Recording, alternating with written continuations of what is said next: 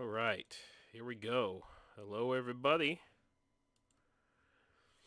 Welcome, welcome, welcome. I know not everybody's here yet, but to my magnificent 7, it's always 7 people coming to my live stream. That's great. That's fantastic. Where the hell did I put my phone? I just want to check and see. Oh, great. Did I leave my phone in the other room? Fantastic. Fantastic. You know what? Give me a second, guys. I'll be right back.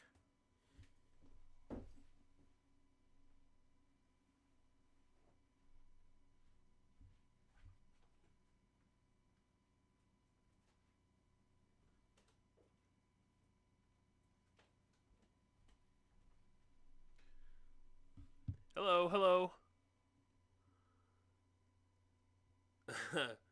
Cool. Give me a second. In the meantime, let's listen to some cool music, shall we?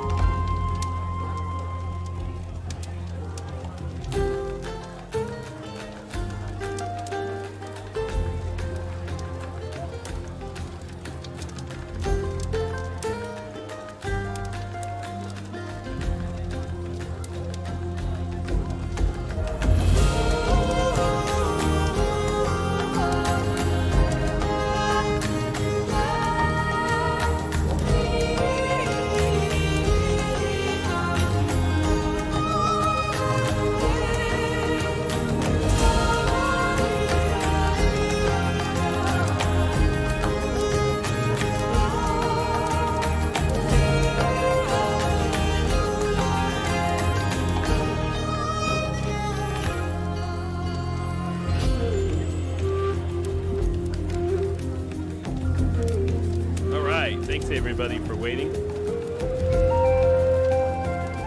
Oh. Okay, cool. Kenyan living abroad. Nice. Well, welcome. Welcome, welcome. I remember you, for sure. We'll turn down the music, shall we? Just slightly. Hopefully I don't get copyrighted for that, but I'm sure it's fine. Yeah, welcome. So yeah, it's great to see you.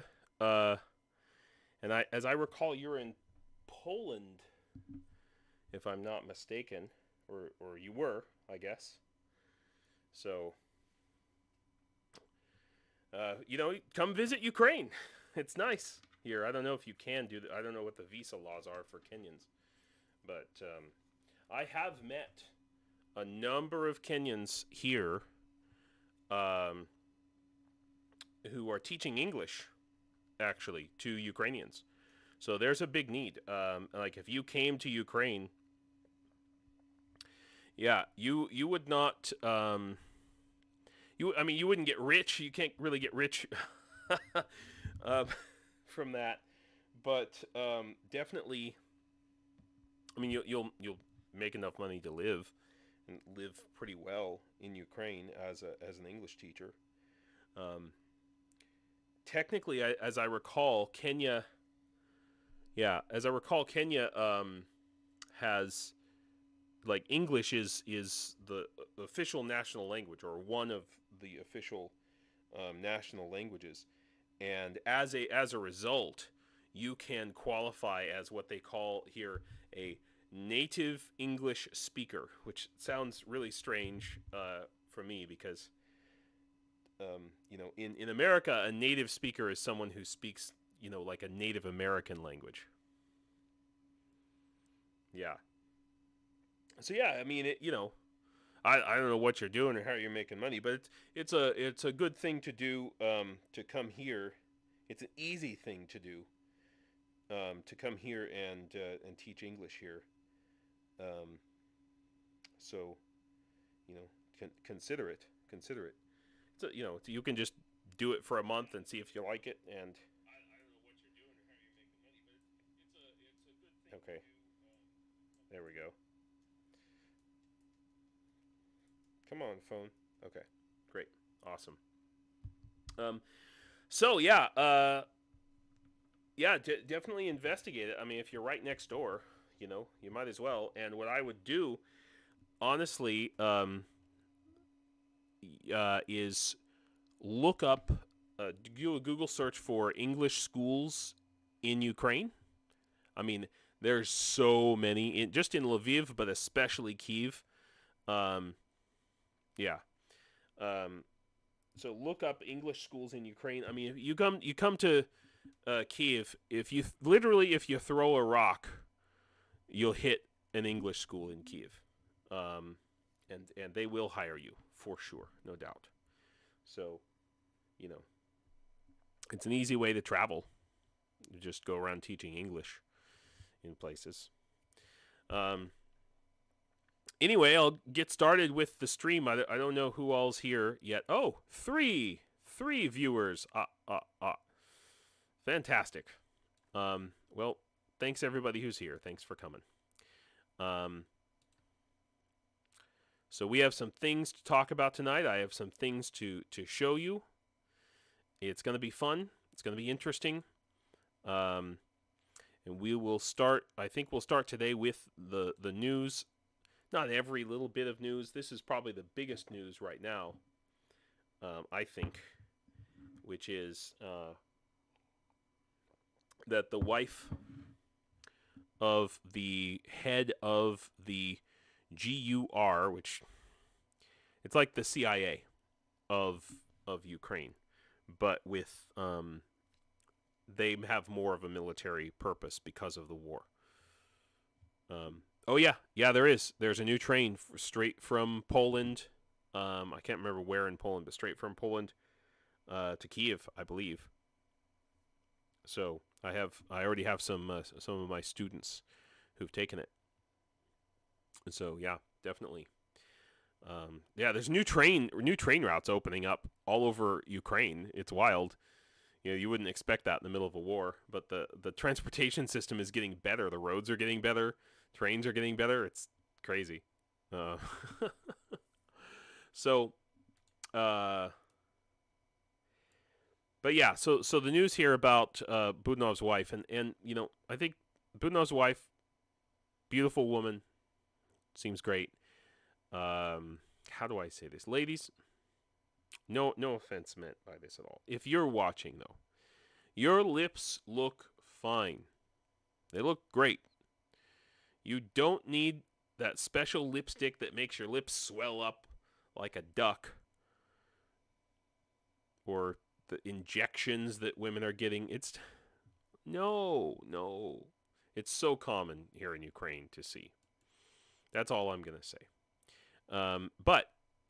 So obviously the Russians have been trying to kill, they've been trying to kill every Ukrainian they can, but this guy, not the wife, but the head of the GUR, they've been trying to kill him left, probably more than they've tried to kill Zelensky. I understand Zelensky's had 5 assassination attempts, according to him. Budanov, I saw the number was like 15, So his wife was poisoned. It was some kind of heavy metals poisoning.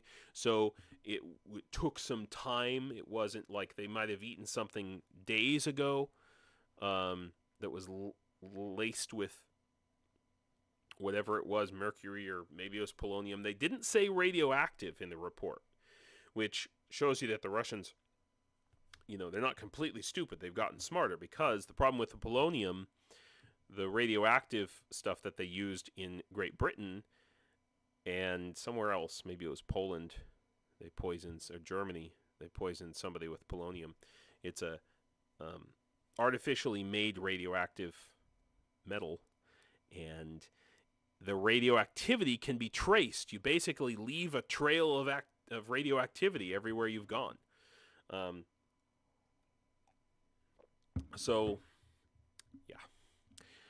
But here's it's awful. It's absolutely horrible. But it's not just her.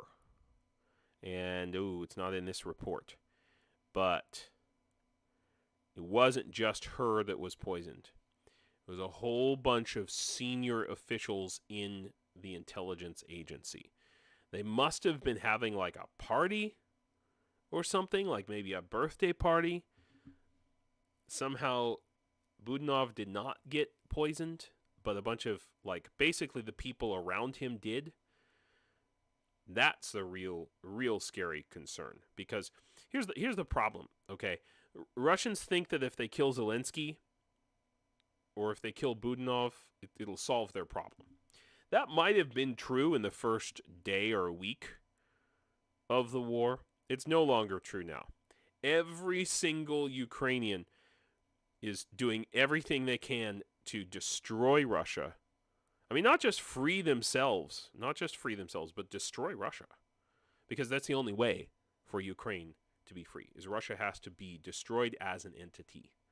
I don't mean everyone in Russia needs to die. I mean that as a legal, physical entity defining itself as Russia, that has to be gone. And Ukrainians know that now. It took a while to accept that fact. They didn't want to, but now it's obvious. So, yeah, Budanov is an important person, but I'm actually more concerned about the poisoning of everyone underneath him, because it's those people underneath him who, if Budanov dies, there's one of those guys that needs to rise up and take his place and needs to, be his protege, as it were. So that is concerning, Same thing with Zelensky. It would be a horrible, huge blow. Awful. Absolutely awful if either of those guys were assassinated, or any of the public officials that are helping here in Ukraine. But there's another 40 million Ukrainians who are ready to step into those shoes, step right into that place. But it's just points to the deep and pervasive fingers that Russia has out in that they've been building for decades out across, not just in Ukraine, but in all nations. For example, these protests happening. This is relevant to you, Mr. Warsaw. Unfortunately, if you try to cross the border from Poland into Ukraine, you might have a little trouble. I know that, right now, Ukrainian everything is being blocked, being prevented from both going in and out of Poland. In and out of Ukraine through Poland is what I meant to say. And I don't have the article, right in front of me. But this, by the way, if you don't read, I don't know, if you want a good source on, straight from Ukraine, this is a good one. LBUA. It's a minor, smaller online newspaper, but I like them because they're not mainstream media. Okay. I like to get lots of different sources. This is not going to turn into a ground news advertisement, though. So it turns out, and I'm not sure that this article has the,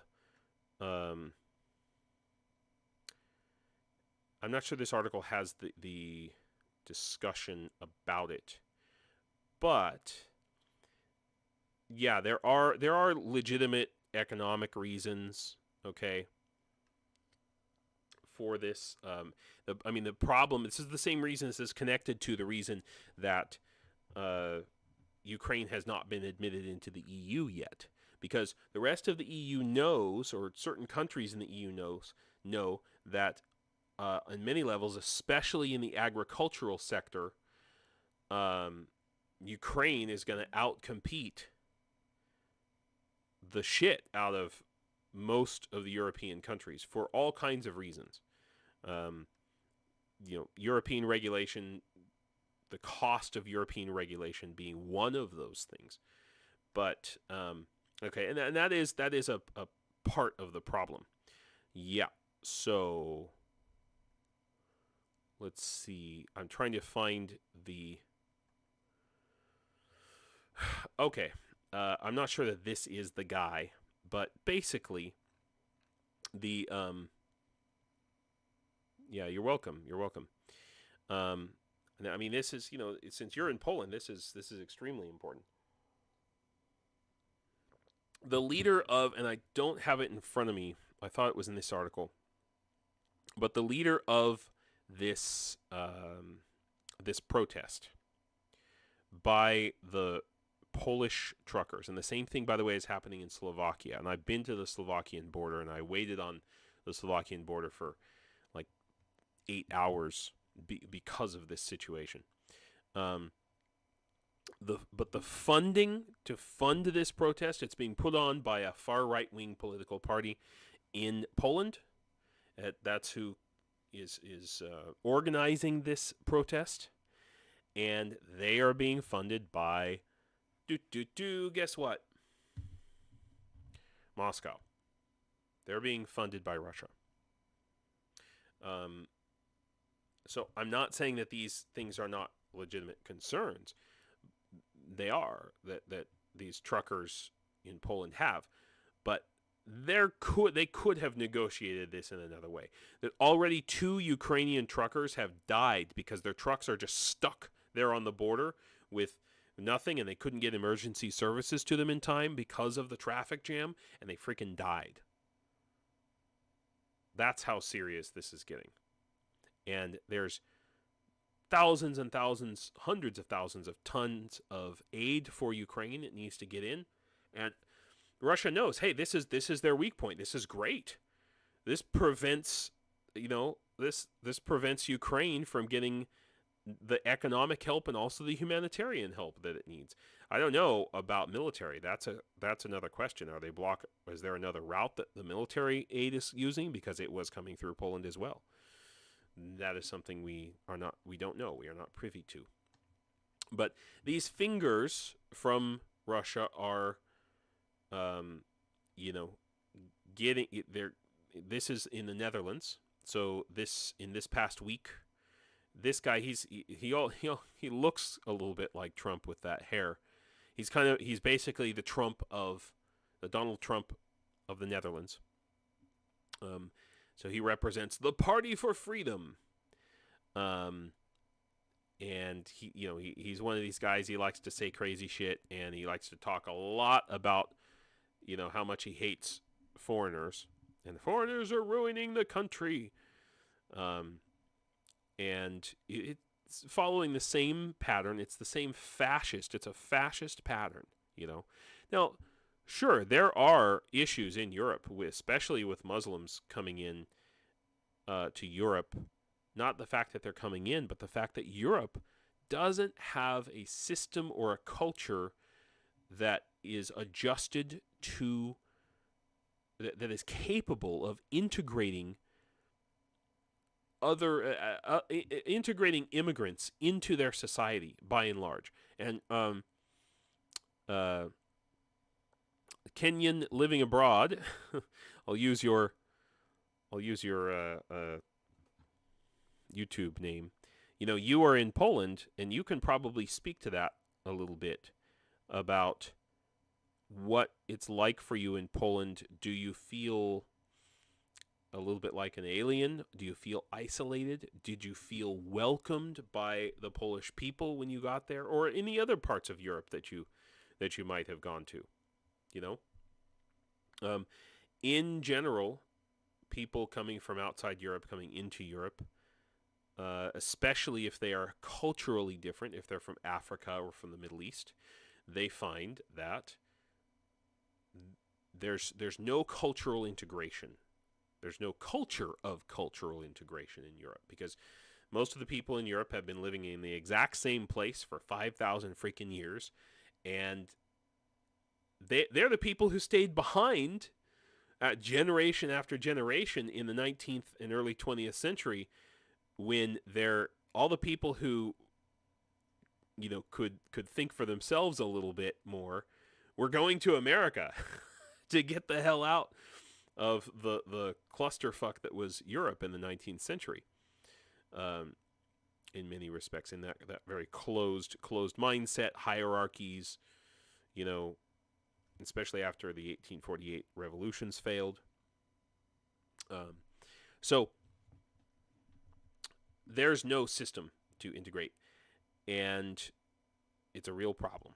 It's the reason that Germany's having all these Christmas stabbings some years ago, and France has a massive Algerian or Muslim prison population, and Great Britain. Oh God, don't get me started on that. They might be the worst as far as their immigration policy right now. It's really awful. But if you look, so this is Geert Wilders. Oh God, I just realized I clicked on his own Twitter. Oh, I feel so dirty. Ugh. Okay, but this is a map of the Netherlands. The light blue areas, those are the areas that voted for his party. That may seem like a lot, but those areas are all rural areas. I've been all over the southern half of the Netherlands myself. And the red areas and the blue areas, those are the guys who voted for liberal parties generally, and those are cities. That's Amsterdam, Utrecht, and I can't remember the other cities. Rotterdam, down there on the lower left. So you see the same pattern in the United States. You see the same pattern in America. If you look at a map of, for example, let's see, U.S. Republican, let's see, U.S. election map. Let's do that. Election map. Yeah, and I'm sure that we will see. Yeah, here we go. So you'll see these red areas. Those are all super rural areas, and they have almost nobody lives there. We call it God's country, and this is a little bit more detailed. This goes county by county, although it could be even more detailed than this. But the red areas here there's nobody that lives out there. What that means is they don't have access to the same amount of media. They don't have good access to the internet necessarily. There might be like one radio station in town, and it's usually owned by a right-wing mega corporation like Fox News or Clear Channel. They also don't have the exposure to. They don't have the oh God, I'm going back to this. They don't have the exposure to other cultures, right? So they live out there in the rural areas, and all that they know about people from other cultures are the news that they see on TV or hear, which is the craziest stuff, the worst things. Some Muslim shot somebody or stabbed somebody. Some black person, shot someone, and they never actually meet a black person or a Muslim themselves. So, it's the definition of prejudice. And this Geert Wilders, just like Donald Trump, taking advantage of that ignorance and spreading Russian propaganda, spreading lies, following. I mean, as far as I'm concerned, they're just KGB agents. Simple as that.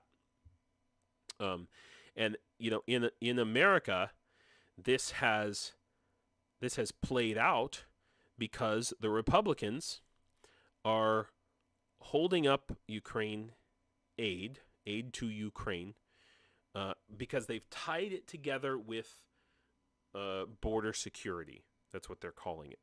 So just like Geert Wilders is screaming about the immigrants, the Republicans in America, especially Trump, he's their freaking god now. Screaming about, we're being invaded on our southern border. And it's just not true, It's just bullshit. I lived in New Mexico, which is a part of the United States. I want to be clear. But a lot of my friends, many of my friends, were, I should say, Mexican or of Hispanic descent. Their families moved here several generations ago or recently, or in many cases, they didn't cross the border crossed them. That's how long a lot of these people have been in those parts of, like, Mexican people are older than America, okay? Maybe not Mexico itself, but the Mexican people. And the crazy thing is, these people think that building a wall and having, more security and more police is going to help keep those people out. It's not. All it's going to do is turn America into more of a police state.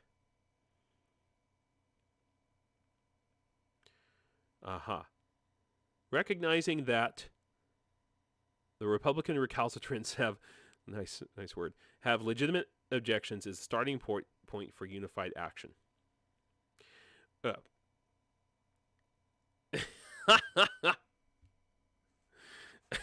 Orange Jesus, no. Look, okay, that's a fair notion, but look, there's not going to be any unified action. I mean, if you're talking about Ukraine, perhaps, but the Republicans, the fact that even though they and their voters, they say that they support Ukraine, there's a 30% of the Republican electorate who does not.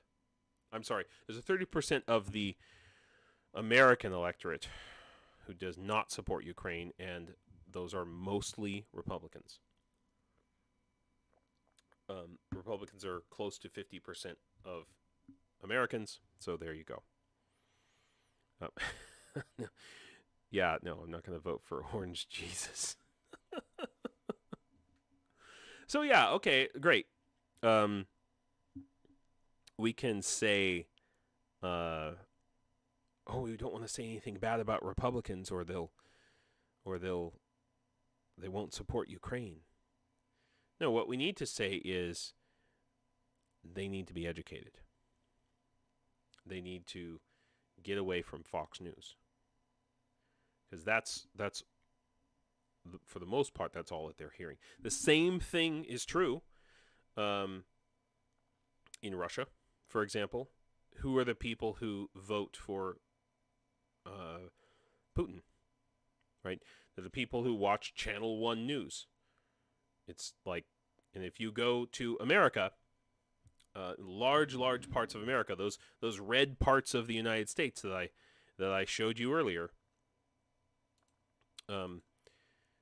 right? In these areas, and even in rural parts of, let's say, like, California, there's a lot of red in California. People think California is, well, a liberal state. Well, no, not really. You go into any, coffee shop, place of business, they'll have a TV playing, big, huge 90-inch TV, and 90% of the time it's Fox News. Fox News everywhere. It's just one channel playing, one source of information, and that's it. If you drive across from California to Washington, D.C., you drive across those red areas, unless you've got satellite radio, you're going to have two things, or, obviously you're a good playlist. You're going to have two things to listen to on the radio. You're going to have church music or Rush Limbaugh, or whoever is replacing Rush Limbaugh these days in America. And it's one channel that owns all of those radio stations. It's a monopoly. Putin has followed the American playbook in that regard, with regards to media. So, but I digress. So they are, the Republicans are holding up the Ukraine aid by tying it into a false premise to play to their voters who believe in a false crisis, a crisis that literally does not exist. Does not exist. All right. I'll move on. Comatose PS. I'll move on. Yeah. This is a real concern, though. That is the Presidential Drawdown Authority. So this is an authority given by Congress, and I'm still learning about this. I'm very concerned because I'm hearing on the news that the Presidential Drawdown Authority, let's explain what that is. United States military is stupidly huge, ridiculously big. It's the reason we don't have, universal health care in the United States. What is it, like $750 billion, $800 billion per year getting spent? There's a lot of old crap that we've been sending to Ukraine. All of this hundreds of billions of dollars that, or I should say, the vast majority of the hundreds of billions of dollars of aid that has been sent to Ukraine actually is not going to Ukraine, or it's old stuff that they're pulling out of warehouses that is actually saving money in the U.S. military budget, because the U.S. has to pay to maintain all of this old ass equipment, and I mean, let's look at, let's take, for instance, F-16s. No, that's not what I want. So I'll go here. Let's look at Arizona. Okay, James, learn to spell. Arizona aircraft boneyard. Yeah, here we are. So look at this. Thousands and thousands and thousands of planes that are held in quote-unquote storage. 4,400 aircraft. Okay? Yeah? Now, why? Please, for the love of the gods, tell me, why isn't the United States sending any of these aircraft? It doesn't, fuck it, it doesn't have to be F-16. Send something. Yeah. And this is just one small part. Then there's, let's take a look at one of the largest, or if not the largest, army depots where they have, this is in, Nevada? Or right in, no, I guess it's actually in California, but it's out in the middle of fuck all nowhere. Yeah, so let's look at that. So the Sierra Army Depot. These are where we keep all of our tanks and our, M113s. And this is where all of that aid is coming, or not all of it, a lot of it is coming from.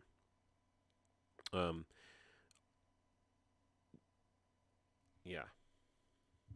Okay, but yeah, sure. Here's the problem. All of this, or most of this stuff here, is totally obsolete by American standards. Okay, so it's not useful for our own security anymore. Okay, the M113s have been outdated for a long time.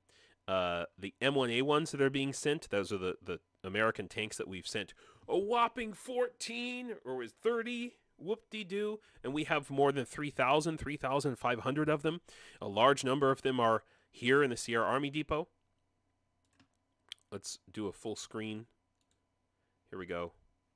There we go. That's a nice big picture right there. All sorts of things that we should be sending, and we're not. And it's ridiculous. It's really freaking ridiculous. We should be sending this stuff, and we're sending small amounts of it. The thing is it costs money to store this. We're replacing these items. If we sent it now, by the time we're not under threat, the United States is not under any sort of threat. By the time it would free up budget to build new stuff. By the time we do need it, which who knows, maybe in a couple of years, if even if China attacks Taiwan this year or next year, we're not going to use these to defend Taiwan, and we're sure as hell not going to use these on the southern border. That's not going to happen. We have totally other stuff for that. So, it's this presidential drawdown authority that is the real source of the stuff that's coming to Ukraine. A lot of the so-called funding is actually going to American companies to supposedly develop systems that might help Ukraine in the future, or all this other stuff. But it's money that's coming back into the American economy. That's the important part. All of this is helping America, more as much or more than it helps Ukraine, at least economically. That's what we need to be watching out for. And it does have to get authorized by Congress. And please, if you are in the United States, send an email to your congressman. Actually, it's better if you call. Especially if your congressman happens to be a Republican. Then it's really important. Speaking about, standing aside. Sometimes you have to point and call names, but don't stand aside. Get in there and fight. Which reminds me, I need to write an email this week. Okay. Russia continues to do its, we can't give up because Russia continues to do this type of falsehoods where here they're claiming Ukraine has 1.1 million soldiers killed and missing. And that's not true.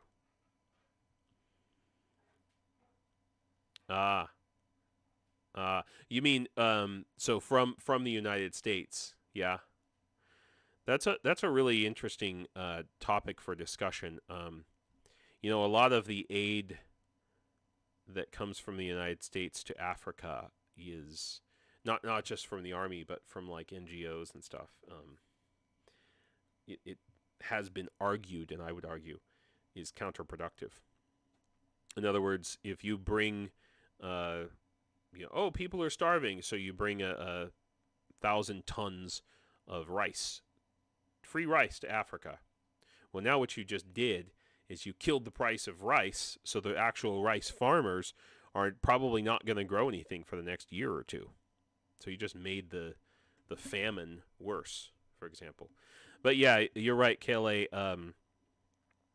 Americans barely think past their nose most of the time. So the idea of thinking about Africa, or even knowing where Africa is on a map, is pretty rare. I mean, it took this massive war for people to figure out where Ukraine is on the map. I have here. I'm gonna bring this up. Interesting. Oh my God, I need to clear off my hard drives. Yeah, this is a fun map I have here. Here we go. I'll open this with Google Chrome. Yeah. So here, this is a map of like 1,000 Americans were asked to pinpoint Ukraine on a world map. That should tell you everything you need to know about Americans, It's not a PR stunt to show we care. It's not even that. It's not even that. There's a small number of people who care, and if you get lucky, it's kind of haphazard, and there's no strategy to. It's not like China or Russia where they have an Africa strategy. It's not a good strategy, but they have one. We have no strategy outside of our own borders, and it's questionable even then. Yeah, look, how many dots for where is Ukraine, and some of the dots are in Africa, some in Australia. People don't know, So, okay. Yeah. There's a lot of this aid. Thank you, KLA. There's a lot of the quote-unquote aid coming into what we call third world countries that actually hurts the economy, and that's happened here in Ukraine too. Okay, so let's move on. I want to talk about some other things that are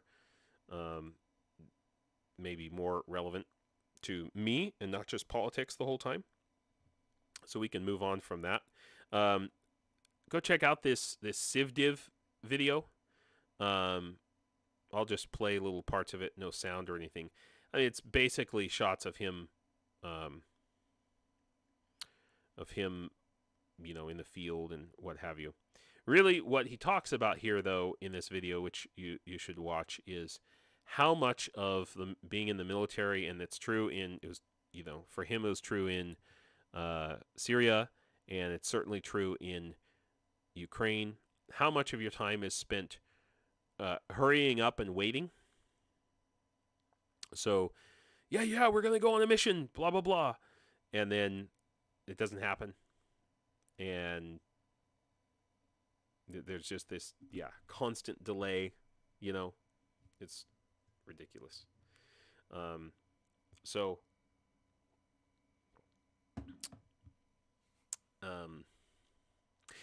don't know if people really think about that with regards to the war, and I know that a lot of my friends in the Legion, when they got to the Legion and they had to just sit around for like the first 2 weeks of doing nothing. I mean, they were some of them were super angry. A number of them left and joined like other units because they didn't want to sit and wait. But the thing is, you get to that unit, and what do? It's more sitting around and waiting. It's just the reality of war, and I thought that was pretty interesting. I wanted to bring up this because he had another video here, the strange ways we work out on the front line, the strange ways that we find to work out, because you're going to different places. You can't carry a weight set with you everywhere. It doesn't make sense to do that. Right now, my quote-unquote weight set is like a couple of shopping bags full of water bottles. I've got 8, actually I think they're beer bottles. 2-liter beer. They sell beer in 2-liter bottles here. So I have 4 2-liter bottles that are filled with water. They were filled with beer like a long time ago. And basically I take 2 grocery bags, and I think it equals out to about 45 pounds or 40 pounds, something like that. And so I physically am lifting these. That's my weight set that I'm using right now. And I'm kind of before. So I was working out today. I didn't have time to do a full workout. I only got one side, my left side. I did a bunch of reverse rows. Like I can't remember how many sets. Like 10 sets to failure, I think, of reverse rows, because I'm not able to. I need to fill those water bottles with like concrete or rocks or something. Anyway, the point is, I only did one side, so I only did my left side, and now I have this tension on the left side of my back, and I feel like I'm being. It's very odd. So after this stream, I'm gonna go and work my right side, because I stupidly worked out on my left side, and then I was like, you know what? I think I want to go for a walk, and then I'll come back and finish my workout. That was dumb, because by the time I got back, partly because of the cold, because of the winter here, like my back on my left side, these muscles, God, latissimus dorsi, the lats, were like, anyway. So, in other news, if you want to know what IT classes look like for high school students in Ukraine, here you go. This is a sad state of affairs. So one of my students just sent this to me. Okay, this is on her laptop. Now, a lot of students, perhaps even the majority of students, have to do remote classes, because in the middle of a war. So it started with COVID, and now it's just like continuing. And so she's got remote lessons. This is from her IT class. Rather than using Excel, they're supposed to be learning. This is supposed to be learning Microsoft Excel. Rather than learning Microsoft Excel by actually using Microsoft Excel and going through some sort of tutorial, the teacher has printouts, photocopies of an Excel spreadsheet. No joke. Photocopies of an Excel spreadsheet. And what the students have to do is, in their notebooks, recreate this Excel spreadsheet. Like by hand. They have to physically draw all of the things. And that's supposed to teach them how to use Excel. I don't know what to say about this. I just don't. Now, I've been to a lot of schools here in Ukraine, but most of them have been private schools. And so this is a public school. This shows you kind of the state of things in public schools in Ukraine. And this is in Kyiv, by the way. I want to be clear about that. This is part of the actual curriculum for public schools in Ukraine. This is a huge problem. It's a huge problem. And, the military needs laptops too. But I have a friend who has been on my channel. I did an interview with him. He runs a charity called NorthAid. I think it's northaid.org. Yeah. Here we go. And it's from Norway, obviously. And they have a whole program delivering used laptops to they're just helping like one Ukrainian school. This is a school pretty close to the Slovakian border, actually. But they're taking these really super, super old laptops. They load, I believe they load some version of Linux on them so that they can run, semi-normally. And, it's massively changing lives. If you don't feel like donating to the International Legion for the defense of Ukraine, if you don't feel like donating to the military in some way, NorthAid. It's one of these, like there are thousands and thousands of small, small NGOs or small nonprofits that are doing amazing work. They don't just do this. They also deliver all kinds of supplies and what have you to the far east of Ukraine, for example. But they're also doing this program. So definitely, a worthy cause. So remember that, northaid.org. I'll try to include a link. So the movie Napoleon came out. This is a little funny thing. We got to have something funny, right? The movie Napoleon came out, and it came out in Ukraine as well. And I just thought this article on lb.ua was pretty funny. Napoleon, not a cake.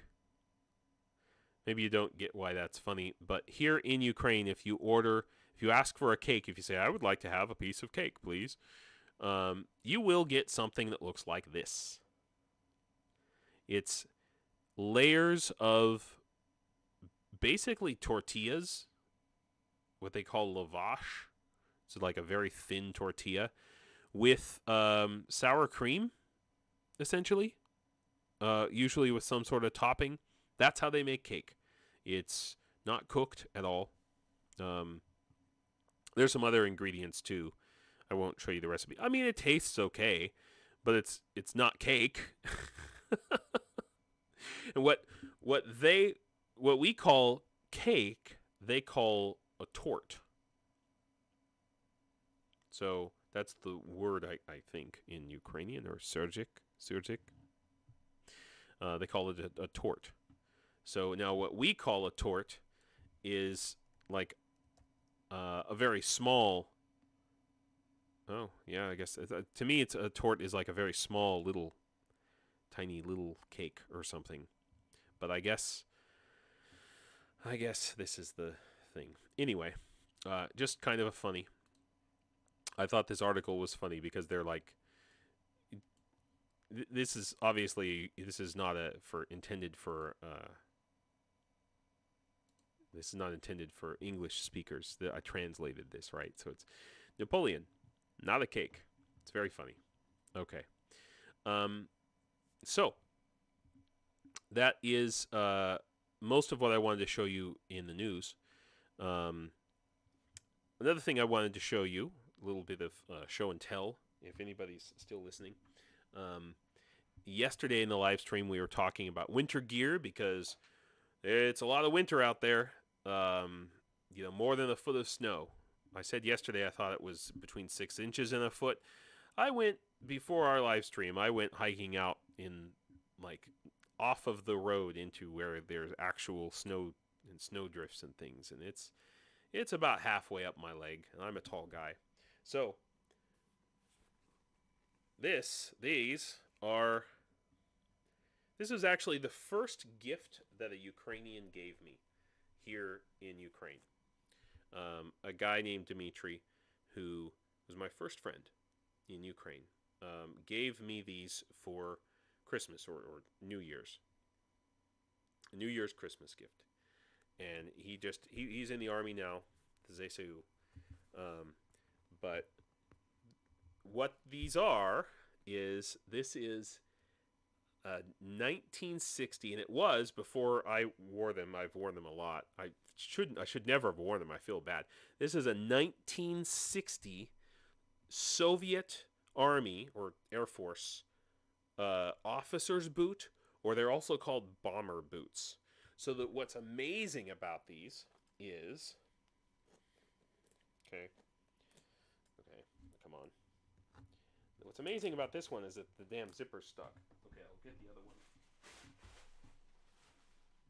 What's amazing about these is that they are warm as hell. So we go in here, completely lined with sheepskin, and you can't see down into the bottom here, but this whole part, the bottom part of the boot is lined with wolf skin, wolf fur. No joke. Wolves. Wild. So this is from 1960. So how old is that? That's like 60 years old, these boots. These boots are 60 years old. Holy crap. Unfortunately, they have a slick, flat sole. Like I said, these are called bomber boots for a reason.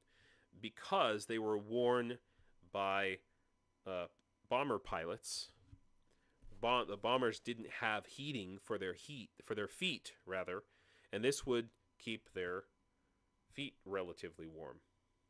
It does a pretty good job of that. I'm probably going to have these waxed or waterproofed because they do soak up a little bit of moisture if you're in completely stupidly wet conditions.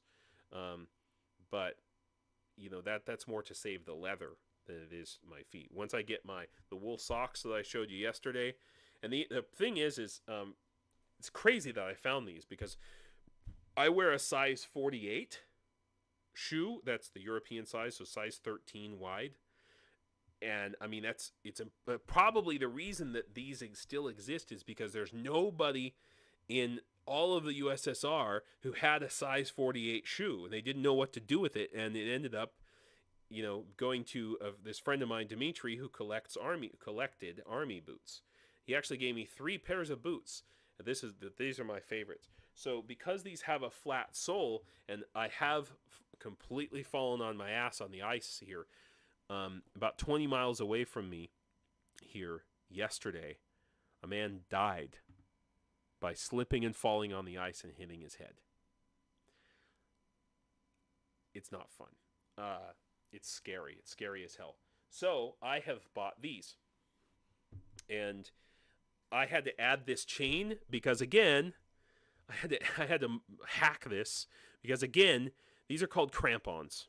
Okay? They go on the bottom of your shoe. If you're from a cold place, you probably know exactly what these are. If you've done a lot of mountain climbing in cold weather, you know exactly what these are.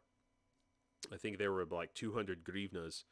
And I bought them, and then like the next week, I saw them in the store for 50 grivnas. So 200 grivnas is like, I don't know, $4 or $5. Maybe $8. And 50 grivnas is like a buck 50. Okay, so but I had to add this chain because these are supposed to be one size fits all. So they were like this big, and that does not fit my size boot. So I went to the hardware store, bought this chain, and did the whole thing. But I'm actually going to put this on my boot right now. So you'll get to see what it looks like. All right. So hopefully I can figure this out. Come on, James. Let's go. Yeah. All right, let's try it this way. I know the front part goes on. I had these on my other shoes earlier today. Another pair of boots, but these are like my winter boots, and I want to wear these and try them out in this heavy snow before I wear them in the trenches or wherever I'm going to use them in the army. So yeah. So, and I mean, it's a big stretch to get these on. They are clearly not meant to go on boots of this size. But I have had them on before. I have put them on this, but I never actually wore them and used them. So, yeah, we got them on. There we go. And then I actually added this. This is a thing to make sure they stay on my boots. Make sure they don't come off.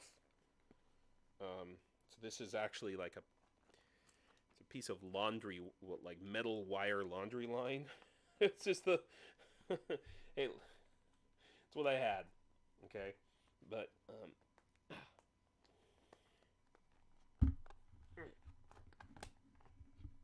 thank God this is relatively soft leather.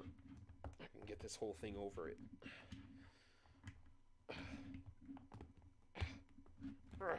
There we go. Now it's not coming off no matter what I do. Boom. Problem is I can't wear these in the house. Well, you can't wear shoes in the house in Ukraine. That's like the worst sin anyone can do. But so now these are gonna be my winter army boots. So there we go. I hope some of you enjoyed our stream today. I want to say hello to everybody who came. One last thing, K Bell, you talked about the stamps. I don't